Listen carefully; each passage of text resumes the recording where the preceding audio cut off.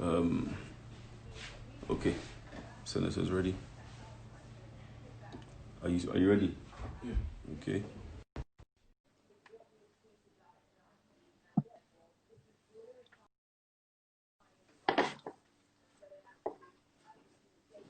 Sorry for the delay, sir. Extremely Huh? apologies. Apologies for the delay, sir. That's okay. How much time are you giving me now?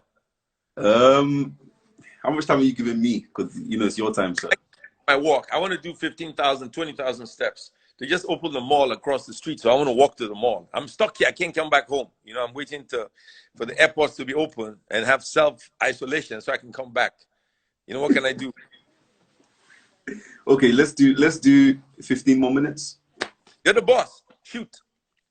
Okay, so we were talking on the line of you were telling us an amazing story about your time in the entertainment industry or music industry and Yeah. how At the time, you were the 80s.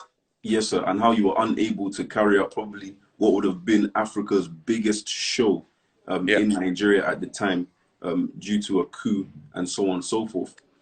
But if I can just take us 2 to 3 steps back before you said that, we were talking about the components that make up a society. We spoke about employment, we spoke about job creation, we spoke about the healthcare system. But Yeah. the part I really want to home in on, because I remember one of your famous common sense videos, because I've been following you for years now, when you used to post your 1 minute videos on Twitter nearly every morning, and you were talking about the government said they would like to give every youth 5k naira, but you were saying that it's completely impossible. But then you started speaking about graduates. They have ID cards. They have many different ways in which the government can identify who needs these handouts per se. And if I'm looking at the system here in the UK, a lot of what the government give in terms of benefits and student loans and many different things that will allow young people to be sustained even if they're not working. How do we implement those things in Nigeria? So things like social securities, benefit schemes, First of EMA. all, let me explain why Nigeria is so messed up. Yes, sir. In Yes, sir. in England, you have an ID. Am I correct? Yes, sir. So the British government raised about 60 million. What's the population of Great Britain? 60 million. About 67 million, sir. It is. 67 million. Everybody has an ID card, right? And you can identify every individual, Yes, right? sir. Birth rate, death rate, and who you are.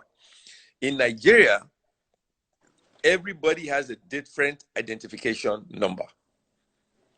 Okay. And the reason they have a different identification number, the entire country, is to perpetuate fraud. Okay. Just for Now, that sole purpose. that is the only purpose. If Nigeria had one number for every citizen, a social security number, that number gives the government your entire data. In other words, listen, let me tell you how fundamental it is. In other words, when you go for an election, you know exactly how many people reside in a particular area in a particular time. Yes, sir. Politicians don't like it. Wow. Because they can increase the population of their local government by 50,000, reduce the enemy by 20,000, give you twice the amount you need, cut down what the other guy should have. Oh, wow. You see, when Wow. things are wrong in a country, Yes, sir. it's stupid. No, he's not stupid. He's very smart. He wants it to go wrong because it benefits him for it to go wrong. Wow. Wow. Look, you see, this is Wow. to give everybody one ID number. Why should INEC keep revalidating voters' card or spend billions on rubbish? It's just rubbish. Are you telling me people can't vote with their phone? In an election, you can't vote with your phone. Do we need to spend 100 billion for INEC to conduct an election? Look, when I ran, when I was going to run for election, somebody came to me and they said, some INEC official called them and said I could buy 30,000 votes. I could buy 30,000 votes. I said, okay. This is the cost. I said, I'm not going to buy it. I have no interest in buying 30. So they're going to increase the voters register by 30,000 votes. Yes, sir. So the only calls I get from young kids from INEC, say, hey, please, let's do a deal. If your job is to be an umpire, why are you trying to do a deal? Deal for what? Mm. The whole system is fraudulent. All of it. All the government has to do is to give every Nigerian one number. That number tells your life story. Yes, you can use it to vote. You can use it to get unemployment check. You can use it when you're at a job. You use it when you go to prison. You use it when you get out. You use it for everything you do in your life. One number. Yes, and as long as no government wants one number, that tells you there is a plan to rig the next election.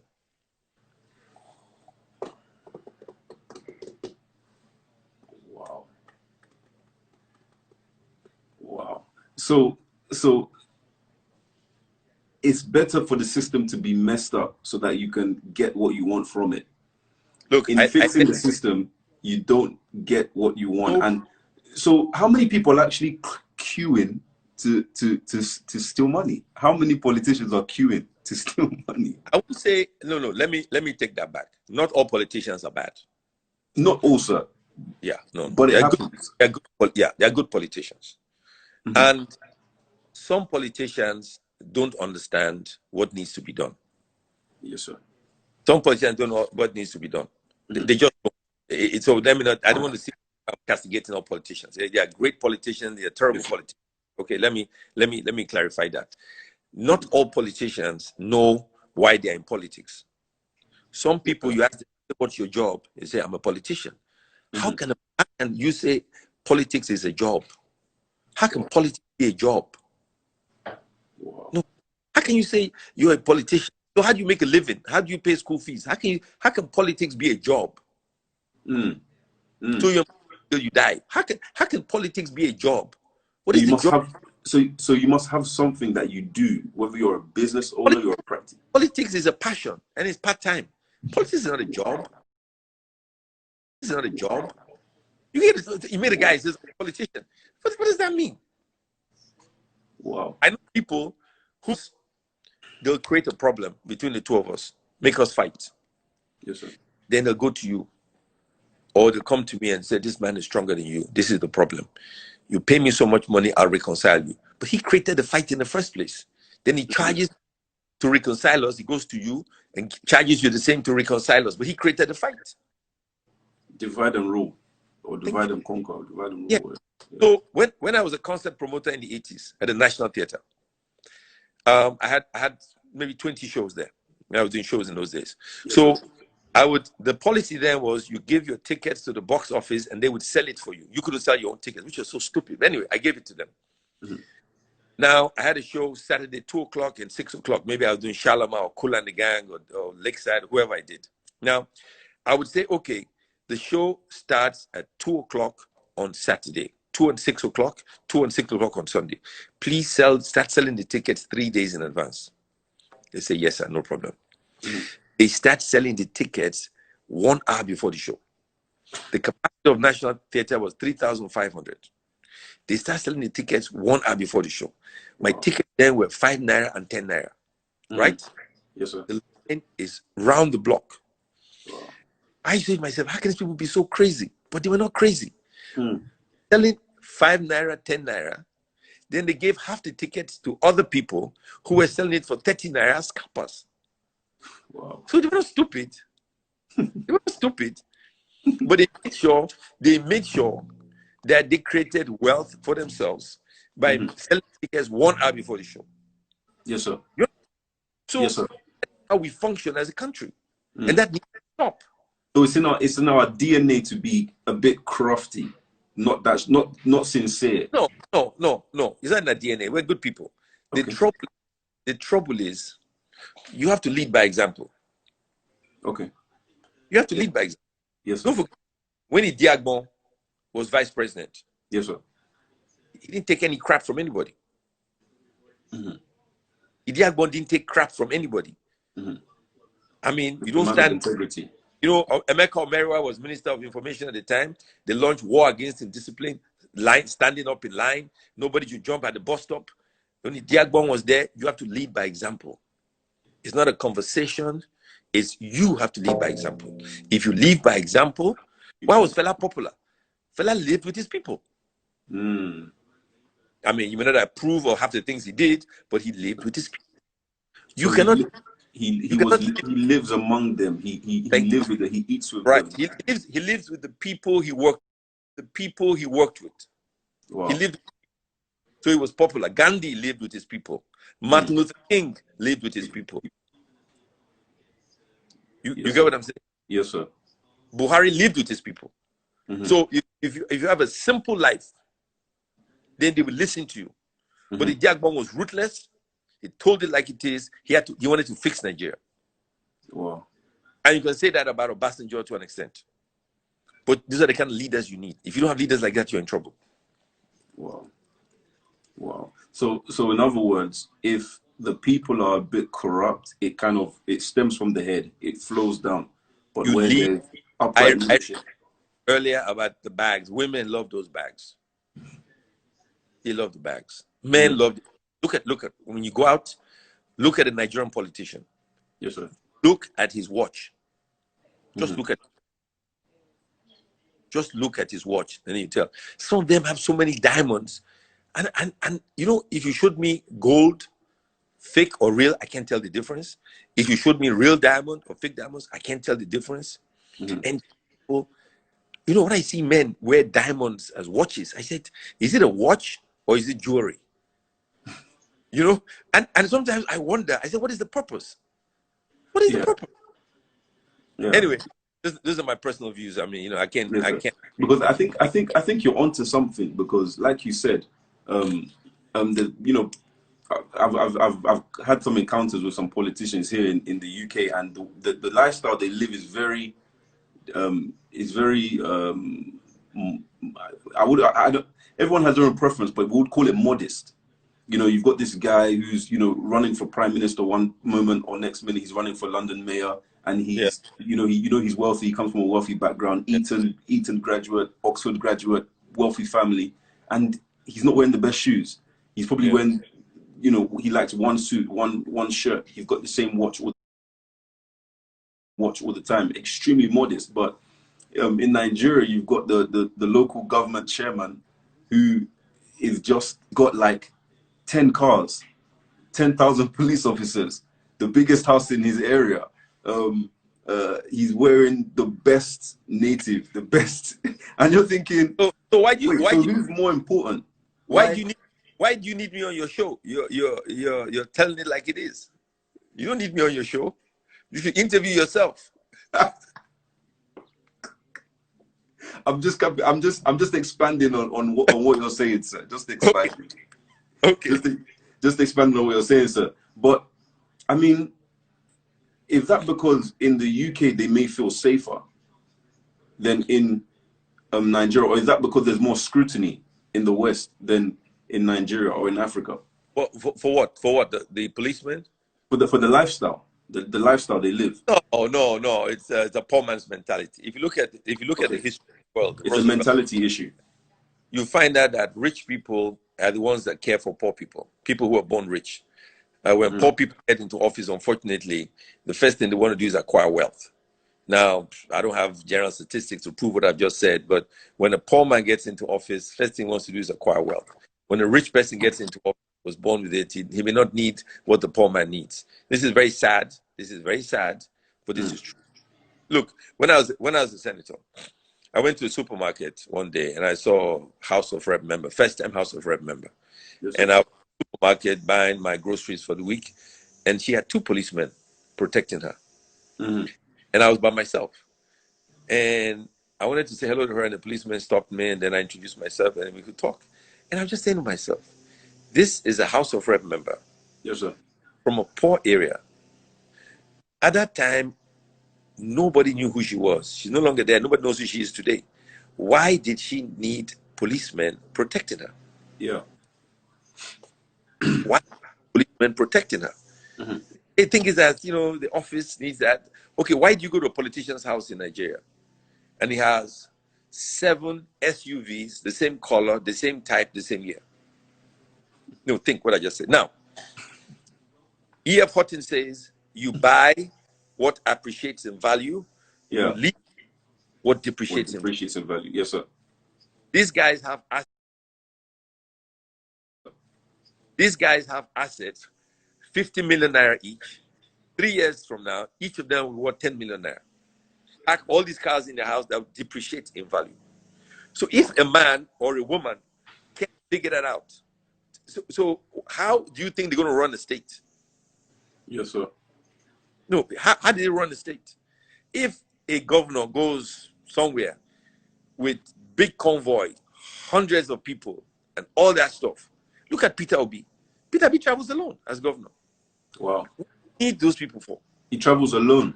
Yeah, travels alone. Wow. Travel alone. Why do you need all those people? Isn't there like a security issue in Nigeria? Don't you fear for your life that you may be kidnapped or, armed robbers may try to attack you or? If you travel to hot spots, you have security. But if you travel in where you live, why do you need security? Okay. And because where you live would of course have security and be more affluent. Yeah. Why do you need, look, here's my argument. Yes, sir. The police, 5, 6 mobile police with machine guns you take with you could be protecting poor people. Mm. Could be protecting poor people. They are the ones that need help.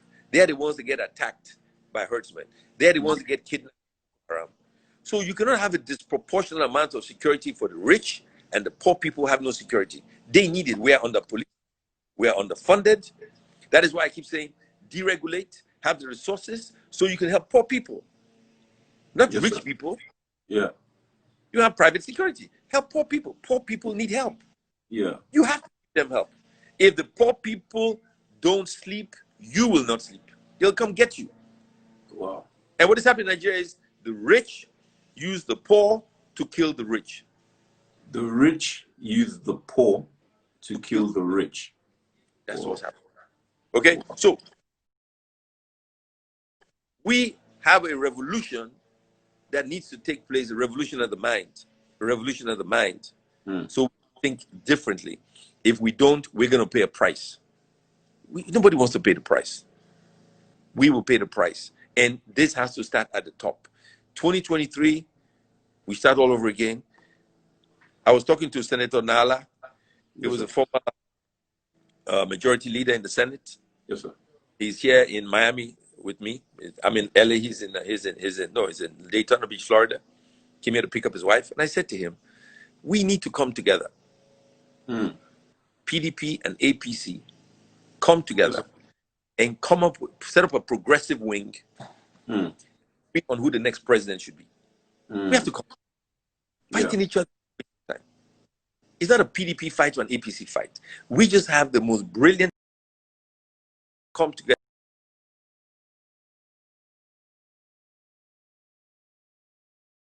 It's enough. Let's priority. Wow. People passion for Nigeria. We can't do the kind of politics we had 4 years ago, or 8 years ago, 16 years ago. Look at a rally of any political party today, and go back on YouTube and see how Awolowo ran, and see if there's any difference. See if there's any difference between Awolowo or Zik or Tafawa Balewa and the last presidential election. What has changed? Nothing. We're running politics in Nigeria as if we're in 1725. Wow. So there needs to be. I remember a few years ago in the UK there was a government coalition where government officials came together with one agenda and said, this is what we're going to do to get the country right. So you're saying that's what needs to happen come 2023 in Nigeria? Of course. Look, Nigeria is broke.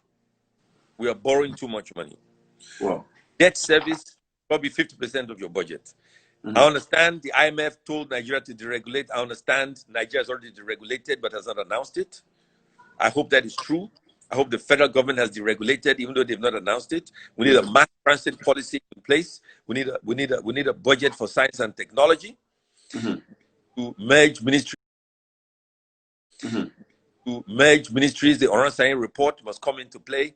Ministries need to be merged. Civil service need to be birth control pills should be given away free of charge to Nigerians. We need to reduce our population and we need to have the best educated people in Africa, so Yes, that sir. when you call American Express, the guy that answers the phone is from Lagos, not India.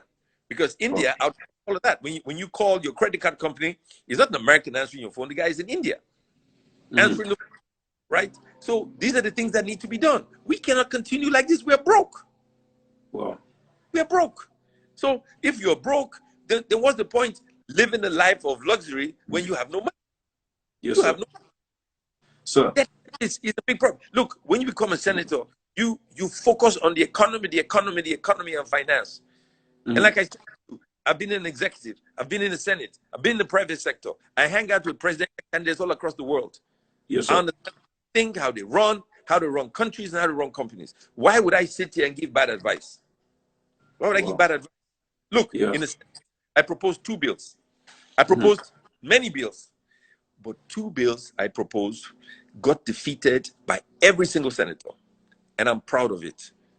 Let me tell you, bill number 1, I said 2035, all combustion engine cars in Nigeria should be banned, and we should have electric cars, electric buses, electric trains in Nigeria. I said, if you don't, no car will be manufactured with a combustion engine in 2035. Britain has a policy, Japan has a policy, China has a policy, Germany has a policy. Even the president of Nigeria will have to use a second-hand car because they're not going to make the cars anymore. Yes, sir. 2, electric cars will make sure you don't spend money on petrol. Because you don't have petrol in Nigeria. You have crude oil, send it abroad, bring it back. All that fraud and nonsense comes to an end. Wow. I made my case. 100% of all senators voted against me. Wow. Why do you think that is, sir? Why do you think that is? In England, you have more stations powering those electric cars than you have gas stations. Wow. England today. Yes, sir. Than power electric. Now, and I said in the bill, $100 million every year should go to the School of Science and Technology so they can fund research and development to make the battery. $100 million. $100 million every year. Every year. An electric car consists of a few things: a sheet panel, the seats, a computer, and a steering. You know the hump you have in the middle of the car? Yes, you know sir. the hump? Yes, it's sir. not there anymore. It's not there anymore. Because the car, electric car, is nothing but a computer. That's all it is, and a battery. The Nigerians can make the tires, Dunlop. You can make the cover of the car. You can make the flat sheet. Everything that makes an electric car you have in Nigeria today. Wow. They said no because they have crude oil. Crude oil is a curse. But more important, when I left the Senate, my last speech at the Senate, I said, I hope people who come for the next Senate, they do only one thing. They learn how to read. Just read. Yes, sir. Their knowledge is free. Knowledge is free of charge. But Yes, you sir. must read every day and educate yourself. Read. Yes, sir. Yes, Read. sir. The world is going in one direction. We are going in the opposite direction. That is not good for our economy. The second bill I proposed, which was rejected, I said, listen, slavery 400 years ago took our best brains to America, Jamaica, Brazil. I said, anybody who can do a DNA and prove he has Nigerian blood and taken away as a slave is entitled to a Nigerian passport. Why did I say that? 1, the best brains in agriculture will come back to Nigeria. The best brains in technology will come back to Nigeria. And guess what? Guess what? Nigeria will win more medals in the next Olympic Games. When you see the French national team, how many of them are black? A lot, sir. Many of them, if not all. We track and field for the United States of America. How many of them are black? All of them, sir. Players from Brazil, how many of them are black? All of them, sir. And what if I tell you that 50% are from Nigeria?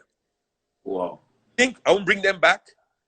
Wow. Wow. You think as president of Nigeria, I will not bring them back to run for Nigeria, to fight for Nigeria? All those boys and Nigeria will not become world champions in track and field, high jump, long jump, swimming, golf, tennis, basketball, rugby, javelin, shot put, discus. You think Ben Bruce will not bring them back and win every single medal in the world, every single competition in the world, have a spaceship and go to moon like those nations and bring those scientists back to the country? You will jumpstart your economy. When America needs an athlete, they will take Akim Olajuwon from Surulere and make him an American.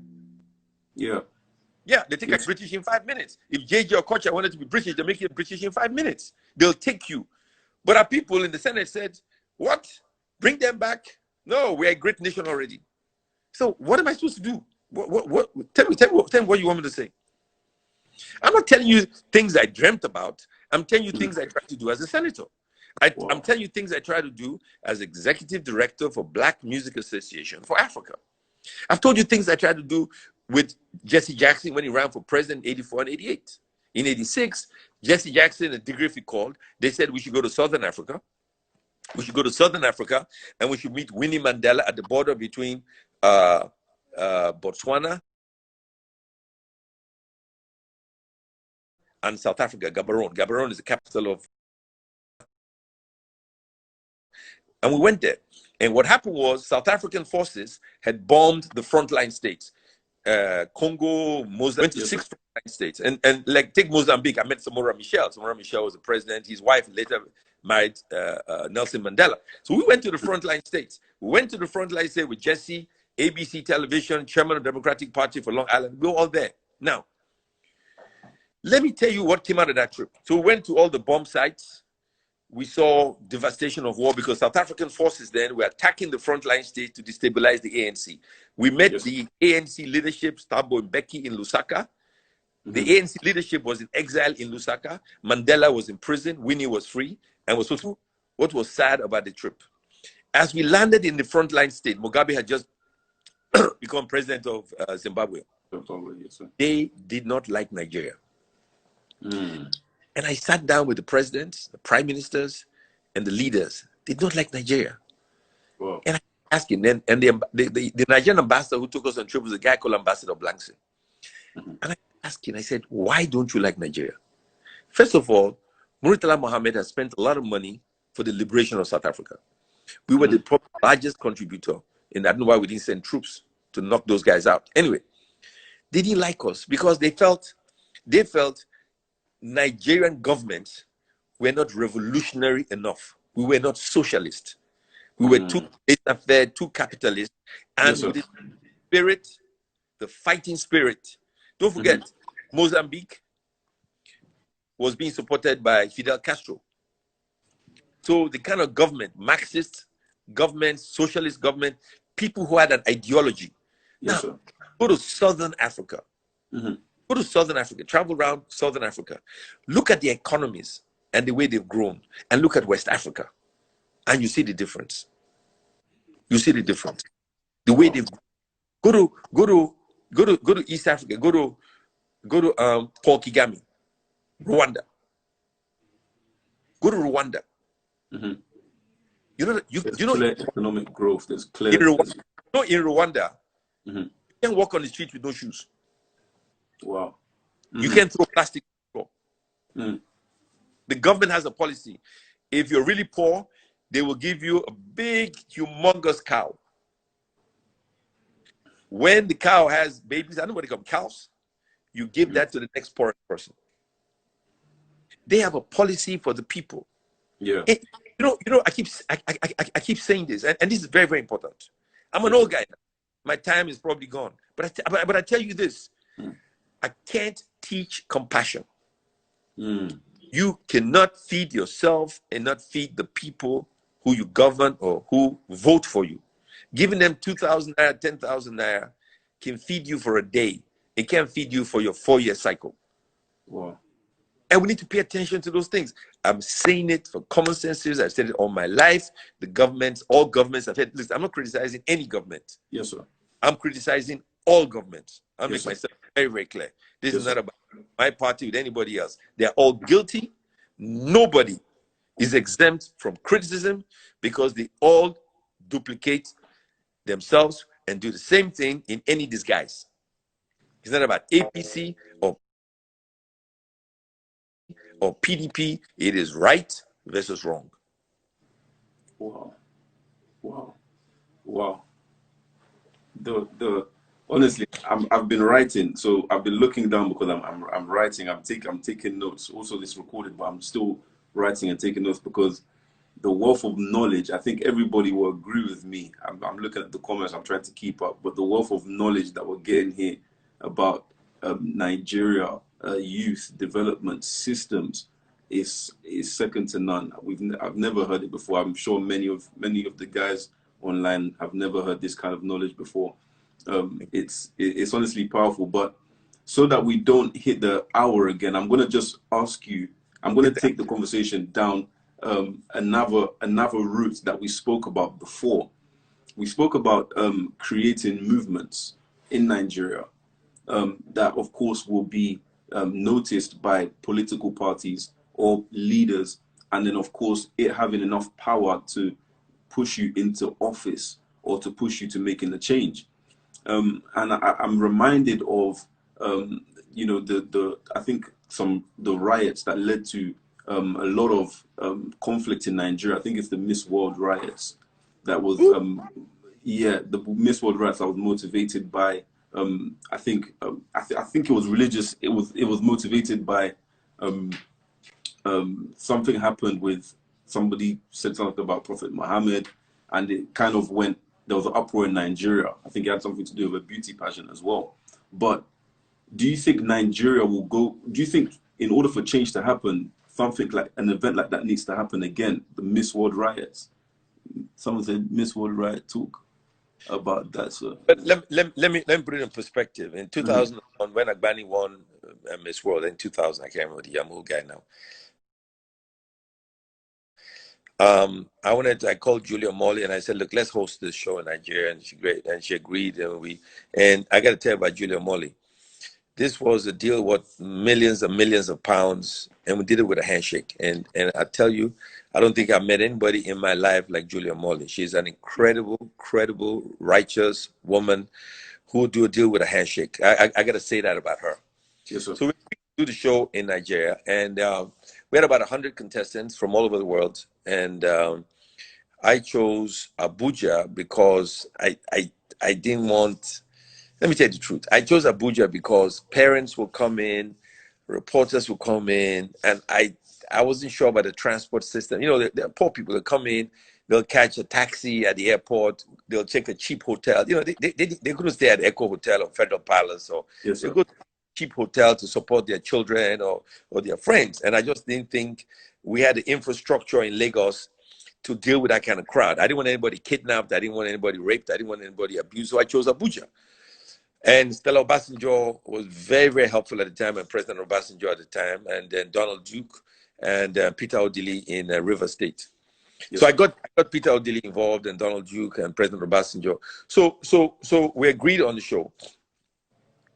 Just before they arrived, or after they arrived, a girl from this day wrote an article that if Prophet Muhammad was alive, he'd like one of the girls. I didn't think much about it. Then again, I'm not a Muslim. That sparked a riot in Kaduna, and they killed 200 people. And we tried to contain that, and that was hard. It was a terrible experience for me. We tried to contain it. Then Amina Lawal in Katsina had been sentenced to death by a Sharia court to die by stoning because she had a child out of wedlock. As soon as that was announced, every single what's the word I'm looking for? People who fight government. What is it called now? There's a name for people like that. Anyway, there was a worldwide movement against Nigeria. There were two reasons. One, white people didn't see why Nigeria should host Miss World. That was racism. That was racism at its best. Two, folks who look for trouble because they get paid. You have to understand how it works. People who challenge government sometimes, they get paid by institution. So it makes economic sense for them to fight Activists. you. These activists. And one of them is Bianca Jagger. You know, Mick Jagger's from Rolling Stones' wife, Bianca, was part of that movement. And some Nigerians and so on and so forth. And they told lies. And all of that happened. The pressure was unbelievable. Now, the girls were at Hilton Hotel. One day, Julia Molly called me to come to the hotel, and all the contestants were crying. They were crying and crying and crying. I said, they felt responsible for the 200 people that had died. They felt responsible that Amina Lawal would be stoned to death. These are kids. You know, Miss Korea, Miss Japan, Miss China, and as this was happening, reporters from all over the world were coming to Abuja. We had 400 foreign reporters from every country on earth and every country on earth and every continent in the world in Abuja. Yeah. So now, while this was going on, they didn't want to take part in the show anymore. They wanted to leave. A few of them left. We were dealing with that. The hardest part for us, then I called the British ambassador and the American ambassador to come and show the girls that Nigeria was safe. And I was shocked. And I was with them. And the ambassador, they could not do that. I said, Mr. Ambassador, you're the American ambassador to Nigeria, the British ambassador to Nigeria. Nigeria is a safe place. Kaduna is far from Abuja. Nigeria is not on fire. We had a problem. We resolved it.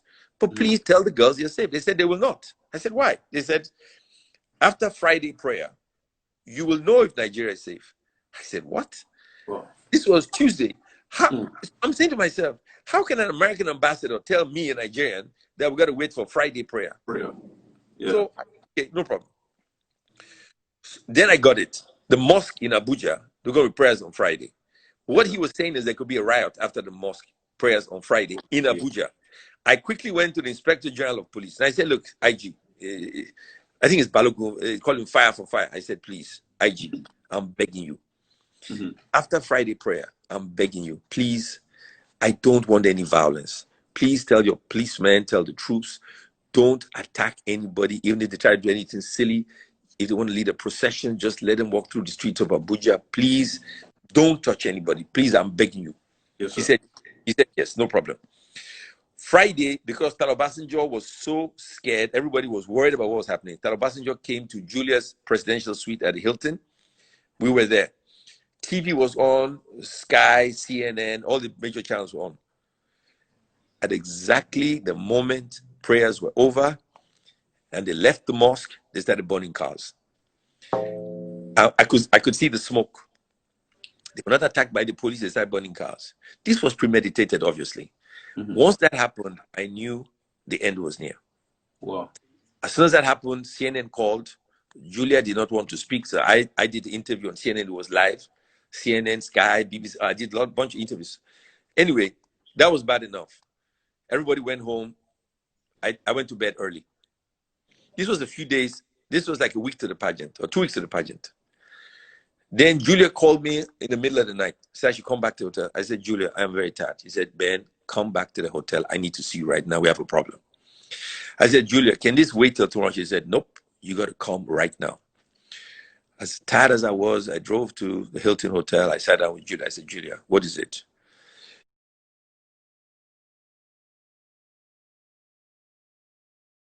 He said, we had paid for 2 Russian jets, this big, is it Antonov, the biggest plane? Oh, yeah, this world pageant. I said, look, it costs a fortune to fly the equipment for the Miss World pageant. So we did that. So now, she said to me, look, we have a problem. She said, the pilots and the crew will refuse to load the plane and fly to Abuja unless I can provide them with war insurance. I said, Julia, Nigeria is not at war. Where will I purchase war insurance? Yeah. At that time, then Julia said, half the girls are ready to go back because of Amina Lawal and the 200 people who died in Kaduna. She said, listen, Ben, half the girls want to go back. If we don't provide war insurance, at best we can do the show with 50 girls. I mean, I felt, first of all, we had lost millions of pounds. That was down the drain. Donald Duke in Calabar was waiting. Governor of River State, Peter Odili, a terrific guy. The girls were supposed to go to RIP. I mean, I was in a deep funk. President Obasanjo was getting so much heat. President Obasanjo was getting so much heat. He kept calling me every day and said, what the hell is going on? Yes, sir. I said, Julia, what are options? She said, hey, you get war insurance or we don't have a show. I said, okay, I said, listen, Julia, this show is about Nigeria and Africa. I can't take that decision. I can't take that decision. You give me 30 minutes. I went out to call President Obasanjo on the phone, and I got Andy Uba, who was with him. I said, Andy, please, I got to speak to the president immediately. President Obasanjo came on the phone. I said, Mr. President, this is what happened. You could feel the relief in Obasanjo's voice. He said, Ben, cancel the show. Wow. Once he said that, I called Stella, the first lady, the same. I called Peter Odile, I called Donald Duke. I said, hey, it's over. I was sad, depressed, but I said, it's over. I needed some sleep. Yes, so I left. And then Julia had a 747 from Cameroon Airlines somewhere. So the next night, all the girls left. But let me tell you something that happened. Yes, sir. A reporter came to me from Britain, a publisher, the editor of one of the bald-headed guy. I can't remember his name. He said, I can't remember.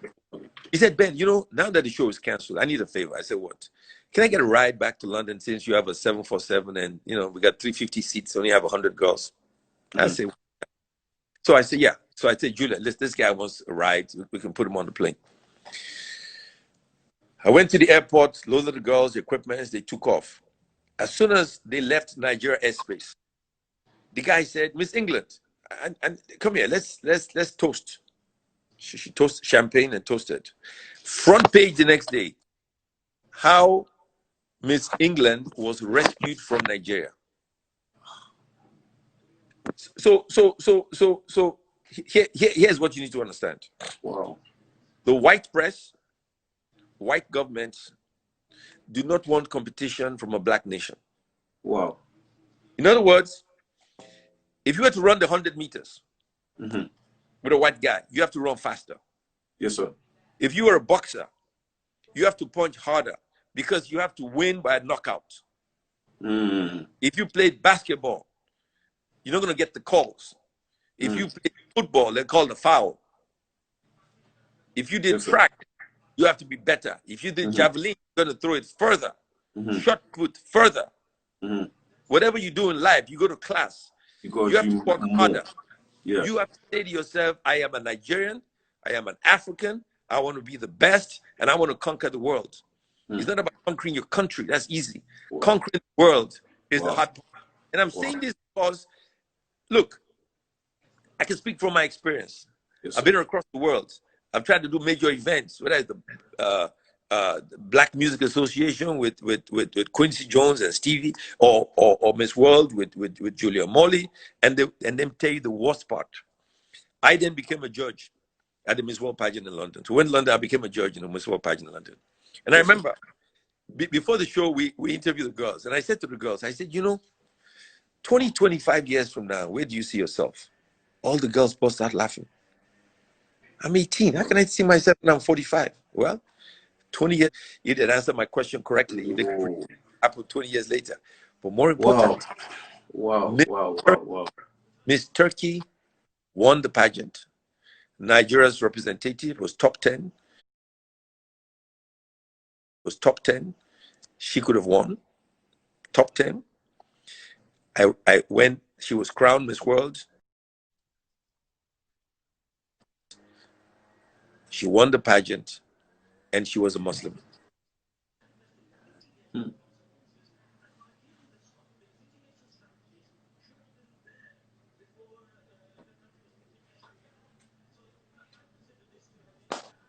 Hello? Are you back? Did you hear what I think you cut off there. Last I heard was she won the pageant. And she was a Muslim. Oh. Wow. Every fight we had was about religion. Yes, sir. And then the world turned out to be a Muslim, not a Christian. Yeah. That's the irony. Wow. Now you kept me here for 2 hours. You know that, right? You just don't want me to do my walk today. The Pacific Ocean is around the corner here.